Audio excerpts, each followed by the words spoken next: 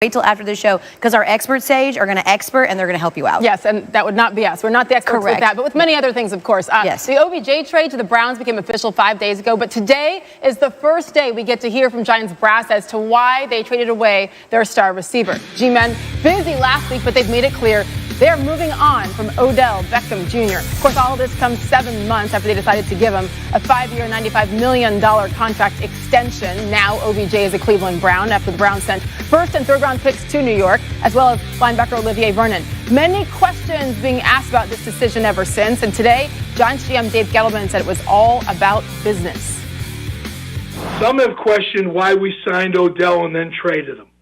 As I said publicly twice, we didn't sign him to trade him, but obviously things changed.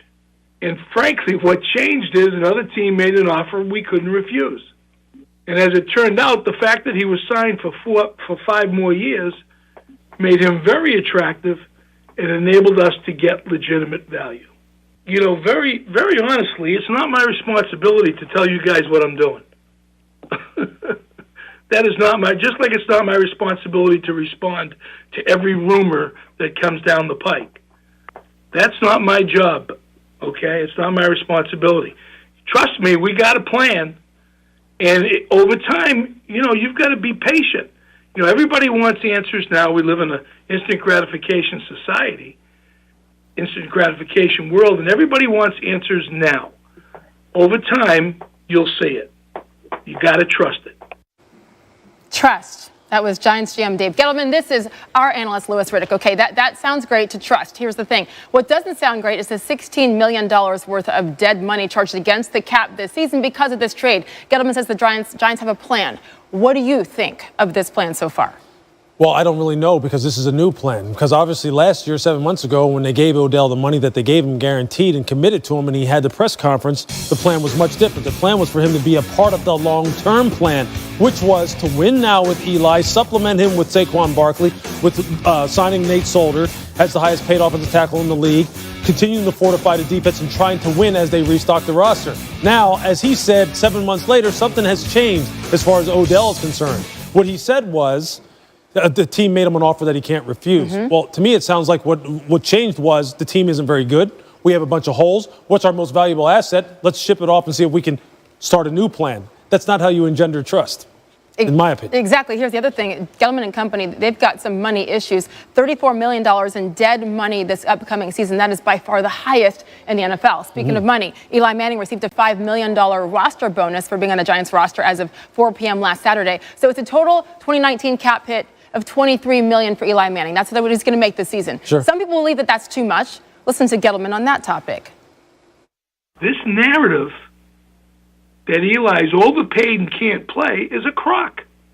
If you turn around and you take a look at what he's making right now and look around the league and see what quarterbacks are making, all right, if you were in my shoes, you'd say, you know what, there really is not.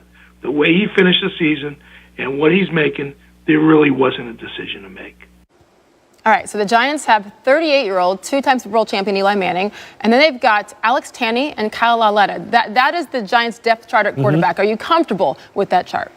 Am I comfortable? No. But you know what happens with general managers and football teams and head coaches? Really, it's their job to manage expectations. And clearly their expectations are different than what maybe the Giants fan base is and what my expectations are. They think relative to what his pay will be in 2019, that he's going to be good to go. They're projecting his performance to be just fine and that they'll still be able to build around him. Well, they're stripping assets away from him, though, right? They take Odell Beckham Jr. away. Yeah, they still have Sterling Shepard. Yeah, they still have Evan Ingram. Yeah, they still have Saquon Barkley. But what else do they have and really to make this offense dynamic? There still is the draft. They still haven't said anything about what the future holds as far as the quarterback position is concerned. And from all the chatter that I hear, quarterback may not be in their future in the 2019 draft, which is stunning to me. This team, it just keeps coming with them as far as the news that kind of like shocks you. Let's just see what happens when the draft rolls around. And here's the thing. When you make decisions like this, you're darn right questions are going to come, especially when you're Comes with the territory. New York City. Louis Riddick, thank you. You bet.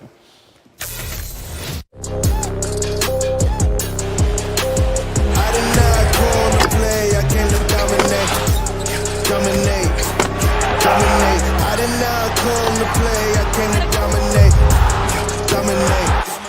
dominate. So Westgate, not surprisingly, lists Duke as the favorite to win the NCAA tournament at plus 225. They're followed by the Zags at plus 450. Duke, the biggest favorite since Kentucky entered the Big Dance undefeated before losing in the Final Four in 2015. The public also likes the Blue Devils. They're picked to win the title in 42% of the brackets that are currently entered in ESPN's Tournament Challenge. The only other team in double digits is North Carolina. I don't see a from Jay Will there. Okay, at 13%. And a big reason for Duke being the popular pick, of course, is because of Zion, the freshman sensation. Averaged 27 points on 77% shooting in 3 ACC tournament games while leading the Blue Devils to the title and him getting MVP, although that's a long time ago for them. You know, it's like 0-0 now. You know, it's a new season, and we just got to lock in on this tournament. We just won the ACC championship, so now we just got to, get mentally focused and mentally ready for what's ahead. Definitely. His message to us is just to live in the moment, game by game, and don't look ahead because, anything can happen. So right now we're just taking it day by day and game by game. Things have certainly changed since Jay Will was a Dookie. They used to have your highlight tapes to Metallica. That's true. They have now we play hip-hop music on the break, though. Respect. I like Street it. cred. Yes. Okay, Jay Will joining us now. We're going to take a look at the East region because we will break down all the regions on this show. Everyone thinks Duke's going to win, but what would be the one fatal flaw that could potentially keep them from a title? Well, first and foremost, everybody's picking Duke because of Zion Williamson, R.J. Barrett, Cam Reddish. They're great, too. But what if Zion Williamson gets in foul trouble? The one thing you worry about Duke is that they lost Marquise Bolden. I know people at home, who the hell is Marquise Bolden? Well, he was a guy who was 6'10", 235 pounds. He had quick feet laterally. He can guard ball screens. He will give you extra points in the paint off second chance rebounds. So, foul trouble could be an issue. Also, Duke is not a great three-point shooting team. So once you get into domes, you're going to see defenses pack it in. You're going to see Duke be lured into taking threes. They only shoot around 30%. Also, Duke is not a great free throw shooting team. They shoot 69%. This happens to every team in the NCAA tournament. You will have a game where you're not making shots from the outside. You have a game where one of your players will get in foul trouble. Who will pick up the slack? Now, you do have Reddish and you do have Barrett, but if you don't have Zion Williamson, that could be an issue. Duke shooting 30% from three. No team has ever shot that low and made it to the Final Four, let alone win the actual title. So we know that Duke and Michigan State are probably the heavy hitters in this region. Who's somebody that could shake things up, though? Give me somebody. Let's go to Virginia Tech. First off, Virginia Tech has already beaten Duke before. They beat them without, when you think about Zion Williamson, didn't play in that game. They're 30th in the assist percentage, and they do such a good job of passing the ball to each other. Now, this team had a guy named Justin Robinson who had to sit out for most of the season, but he is a spectacular talent. He is a first-team All-ACC type of talent. He can create points off the dribble. He's a great passer. You also have him. You have a guy named Kerry Blackshear, who is a dominant low-post player.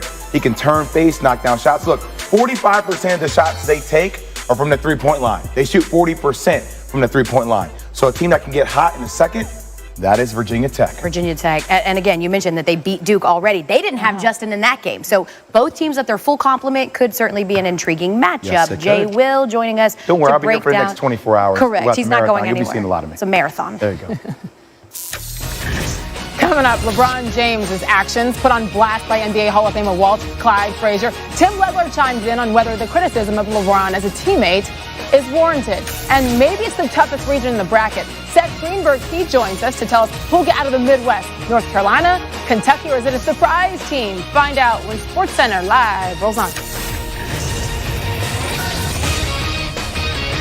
Cheez-It snapped, so thin, so crispy, but we fear